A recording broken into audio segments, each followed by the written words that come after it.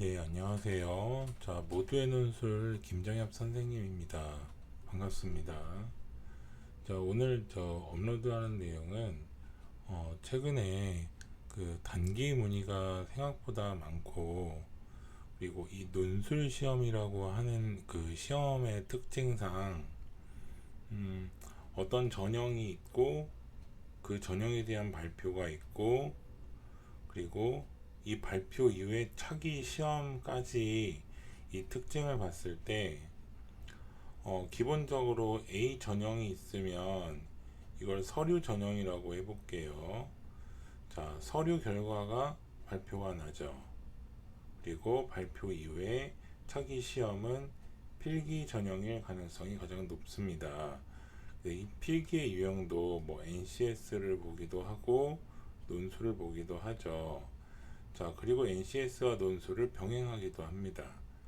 자, 그런데 문제는 자, A 전형부터 발표까지는 생각보다 그 시간적 여유가 있어요. 그죠? 이 기간이 길어요. 그런데 이 논술을 보는 모든 기관이 내포되어 있는 공통점이 있는데 발표 이후의 시험까지가 굉장히 짧다는 겁니다. 그래서 전형에서 발표까지는 길고 발표 이후 차기 시험까지가 짧다 보니 이 기간의 문의가 많은 것도 보편적인 거예요. 그러니까 내가 보는 기관은 왜 이렇게 발표 이후에 논술 시험까지 시간이 별로 없지라고 생각할 게 아니라 실제로 이러한 형식을 논술을 보는 대부분의 기관이 따르고 있거든요. 따라서 발표 이후 논술 시험까지 시간 여유가 많으면 좋은데 그렇지 않은 경우가 대부분이기 때문에 최장이 거의 한 10일 정도밖에 없고요. 그리고 최단은 하루 전에 발표하기도 하거든요. 그러다 보니까 평균적으로 이때의 시간은 대략 3, 4일 정도 혹은 일주일 정도가 이제 발표 이후에 필기시험까지 형성되는 거예요. 그러면 이 기간에 문의가 많은 거죠. 그래서 이제 선생님이 진행하는 수업 같은 경우는 주 1회의 수업이 대부분이기 때문에 거의 대부분의 시간이 수업이 있는 상황이에요. 그러면 이렇게 갑작스럽게 내가 시험을 봐야 되는 경우에 저한테 문의를 주시면 주 1회 수업을 하는 사람들 중에 좀 미리 준비하는 분들이 많거든요. 예를 들어서 고정적인 시기에 시험을 보는 기관을 준비하기 위해서 혹은 어떤 기관은 특정 시기에 시험을 보니까 그걸 내가 인지하고 있을 때 미리 준비를 하고요. 그리고 시험에서 한두 번 정도 시험을 봤는데 결과가 좋지 않았기 때문에 이제 일을 하면서 병행하는 분들이 굉장히 많습니다. 그래서 이렇게 갑자기 문의가 오면 주 1회에 기존 수업이 있고 그러면 이 주 1회 수업 중에 기존 수업자들 중에 시험까지의 여유가 많은 분들이 있단 말이에요. 뭐 예를 들어서 뭐 6, 7개월 정도 남은 분도 있고 좀 어려운 시험은 한 1년 정도를 미리 준비하는 분들도 있어요. 그리고 이러한 시험이 항상 이 보편적인 현상이다 보니까 이 사람들도 다 이걸 인지하고 있거든요.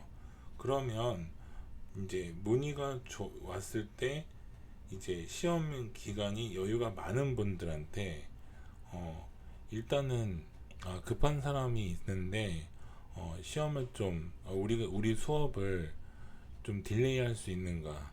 그러니까 한 열흘 정도만 딜레이, 한 주를 딜레이 하면 그 기존 수업자에게 어떻게 하냐면 제가 연습 문제하고 그리고 과제를 드립니다. 그러면 이 기존 수업자는 연습 문제 과제를 그 주에 그냥 이행하면 되는 거예요. 그리고 이 사람이 예를 들어서 저 수업은 일주일 미뤄주셔도 괜찮습니다. 이런 동의를 얻죠. 그러면 이 사람 수업이 없어지죠. 그러면 이 문의 주신 분이 이 수업에 들어오는 형태로 단기 수업을 진행하고 있는 거예요. 그러면 이 사람은 예를 들어서 뭐 이제 1월에 시작했는데 시험이 한 6월이다. 그러면 여기에서 딜레이가 생기잖아요. 그죠? 그러면 여기에 본인이 이제 들어와서 수업을 하는 건데, 그러면 이 사람이 양보해 줬으니 이 수업에 들어와서 이제 수업을 진행하는 과정에서, 자 그러면 예를 들어서 이 임계량이라는 게 있습니다. 임계량이라고 하는 건 무엇이냐면, 기본적으로 그 기관의 시험을 대비하기 위해서 최소한 소요되는 주수를 얘기하겠죠. 그 회차요, 회차. 그죠? 그러면 이 사람은 한 주에 한 번씩 이렇게 보통 한 달에 한 4, 5주가 있으니까 이 4, 5주의 수업을 진행한단 말이에요. 그러면 이 수업에 대해서 본인이 이제 들어와서 할 때는 시간의 여유가 없는 경우가 많죠. 자, 이렇게 남았으니까 지금 현재. 그죠? 자, 그러면 나는 이 상황에서 이 기간 안에 이제 연습을 해야 되는데 나한테는 시간의 자원이라는 게 없는 상황이잖아요. 자, 이 경우에 그러면은 1차시, 2차시, 3차시, 4차시가 있을 때 그럼 이것을 횡으로 우리가 주수로 나눌 때는 안 되지만 종으로 하면 예를 들어서 1월 1일에 1차시, 2차시, 3차시, 4차시 자 이렇게 나눌 수 있죠. 이게 단기 준비라고 하는 거죠. 근데 물론 이렇게 장기간 준비할 때의 장점과 단기간 준비할 때의 장단점이 각각 있어요. 장기간 준비할 때의 가장 큰 장점은 한 주의 복습이라든지 예습이라든지 이런 과제라든지 이런 것들 충분히 할 시간이 있죠. 근데 지금 단기로 수업에 문의를 주신 분이라면 이런 시간적 여유가 없잖아요. 따라서 이 시간을 최대한 효율적으로 사용하기 위해서는 내가 1차 시에서 발생했던 오류라든지 뭐 감점 요인도 어떻게 발생하고 가산의 요인도 어떻게 발생하고 이런 것들을 제가 피드백을 해 주거든요. 그러면 이게 장기 수업으로 할 때는 한 주 수업을 하고 다음 수업까지 일주일의 여유가 있으니까 이 일주일 동안 복습할 시간도 있고 그리고 예습할 시간도 있는 거예요. 그리고 연습할 시간도 있죠. 그죠? 근데 이렇게 이제 종으로 이제 1, 2, 3 이렇게 붙여서 하게 되면 이러한 시간은 없고 그죠?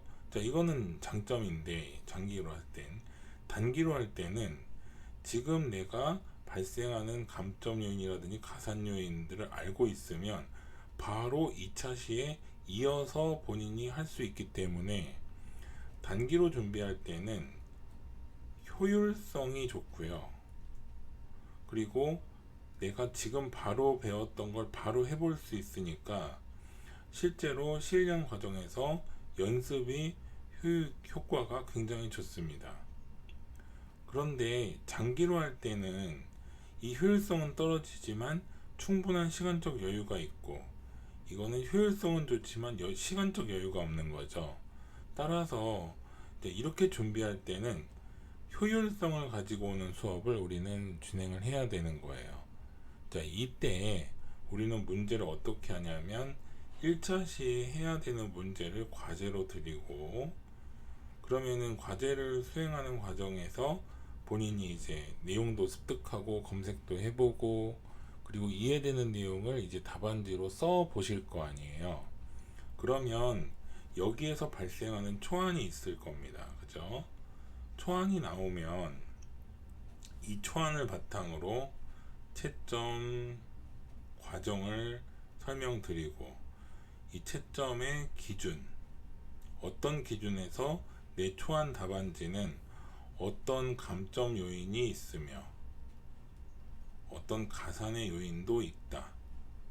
그래서 이 감성과 가산의 요인을 바탕으로 내가 연습을 많이 못했을 때 받을 수 있는 점수, 그리고 이 점수에 근거해서 내가 보완해야 되는 것은 무엇이고 개선해야 되는 건 무엇인가, 그리고 나는 어떤 가산 요인이 있기 때문에 강화시켜야 되는 요인은 무엇인가, 본인의 장점은 무엇인가.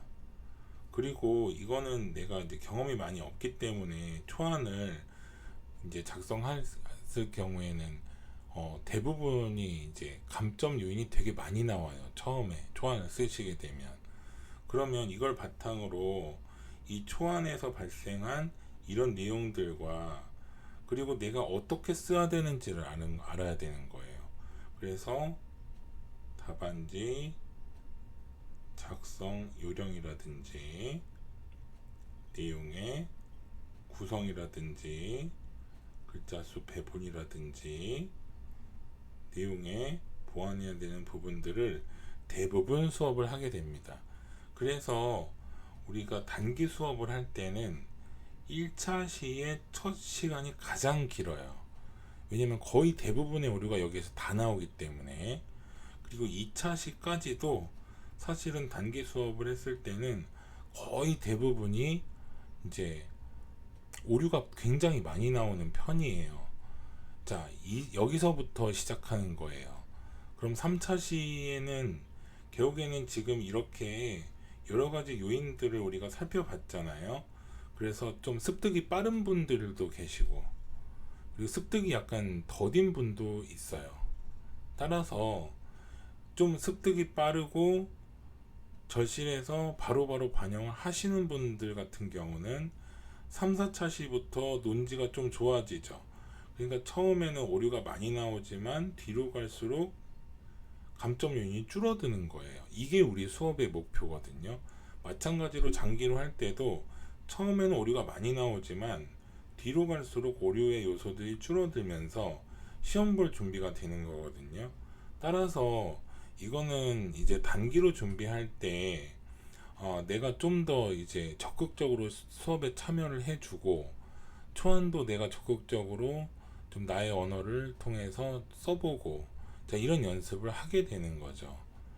자, 이 과정에서 우리는 이제 오류를 줄여나가고 그리고 가산점의 요인을 어떻게 효율적으로 활용할 수 있는지 등등을 우리가 연습하는 과정에서 개선해 나가는 겁니다.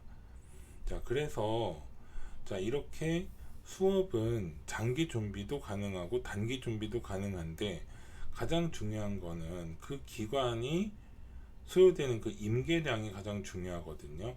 그래서 단기 문의를 줄 때에는 이 기관이 어떤 기관은 이 임계량 자체가 주 1회 수업에 그 산정했을 때 어떤 기관은 뭐 2달이 걸리기도 하고 3달이 걸리기도 하고, 그리고 어떤 기관은 3달 이상이 충분히 이제 포함되어야만 되는 기관이 있고, 이런 특성이 있는 거예요. 그리고 어떤 기관은 문제 하나를 이제 해결하는데 소요되는 시간이 3, 40분 정도면 해결되는 기관이 있고요. 어떤 기관은 100분에서 120분 정도가 소요되는 기관이 있어요. 따라서 이 단기 문의를 주실 때 저한테 꼭 포함시켜서 이제 문의 주셔야 되는 거는, 이제 이 기관의 특성은 제가 알고 있으니까 첫 번째로 기관명을 알려주셔야 돼요. 본인이 어디를 지원하는지, 그리고 두 번째로 본인이 이 시험에 대한 유무, 그러니까 시험 본 적이 있는지, 그리고 세 번째로 내가 이 기관을 준비하려고 하는데 혹은 단기로 준비할 수밖에 없는데 그럼 이 기관의 임계량이 무엇인지 어느 정도인지 저한테 물어보시면 거기에 대한 피드백을 시작하는 거에서 가장 신속하고 효율적으로 제가 정보를 제공해 드릴 수 있는 거죠. 그리고 네 번째, 이 기관의 난이도라든지 그리고 문제 특성이라든지 이런 문의를 주실 때 가장 효율적으로, 자, 그래서 이 기관명, 그리고 가장 좋은 거는요, 여러분들이 시험 보는 그 논술 시험들은 거의 대부분이 비정형화된 시험이에요. 이 정형화 시험이라고 하는 건 무슨 뜻이냐면 시험을 보는 사람이 정확하게 내가 시험을 어떤 과정으로 보고 시험의 환경은 어떠하고 그 시간은 어떠하고 그리고 이 문제의 유형은 어떠하다를 다 알고 보는 시험을 정형화 시험이라고 하죠. 특히 뭐 우리가 이제 되게 익숙해져 있는 대학 수학 능력 시험 정형화된 시험이고요. 그리고 대입 논술 정형화 시험입니다. 그런데 취업과 승진 관련 논술은 거의 대부분 비정형화된 시험이에요. 그러니까 항상 변수가 있어요. 따라서 이 변수가 있는지 없는지를 이제 내가 인지를 하려면 본인이 지금 시험 보려고 하는 이 기관이 논술에 대해서 공지를 할 때 어떠한 환경에서 최소한의 정보를 제공했을 겁니다. 이걸 캡처해 가지고 저한테 문자나 카톡으로 남겨주시면 가장 정확합니다. 왜냐하면 이제 그 지난번과 지지난번 시험이라든지 그리고 그 지난번의 시험은 어떠했는데 이게 어떤 과정에서 이렇게 된 거다를 제가 피드백 드릴 수가 있거든요. 따라서 여러분들이 문의 주실 때 기관명 그리고 캡처 이거 두 개만 있어도 거의 대부분 정확하게 피드백이 되고 수업 시간도 산출이 되며 그리고 본인이 어떻게 준비해야 되는지에 대해서 선생님이 지난번 합격자들의 자료를 바탕으로 피드백을 드릴 겁니다. 따라서 단기 문의 주실 때는 수업의 형식이 이렇게 여유있게 시간적 여유 있는 이런 환경이 아니라 이걸 종으로 붙여서 첫 번째 만났을 때 거의 대부분 기출 문제를 보고요. 두 번째, 세 번째로 이제 넘어갈 경우에는 이제 다른 이제 어떤 기관은 혼자서 논술을 내는 게 아니라 다른 기관하고 연계하거나 유사한 데도 있어요. 근데 그 기관에서는 많이 나왔는데 내가 지원하는 기관에서는 아직 안 나온 문제 이거를 꼭 해야 되거든요. 그래서 대략 한 40%의 기출 문제를 보는 이유는 내가 지원하는 기관이 어떤 문제를 냈고 어떤 문제의 형식이 있었으며 그리고 어떤 난이도의 문제를 선호하는지를 알기 위해서 기출 문제를 먼저 보는 거예요.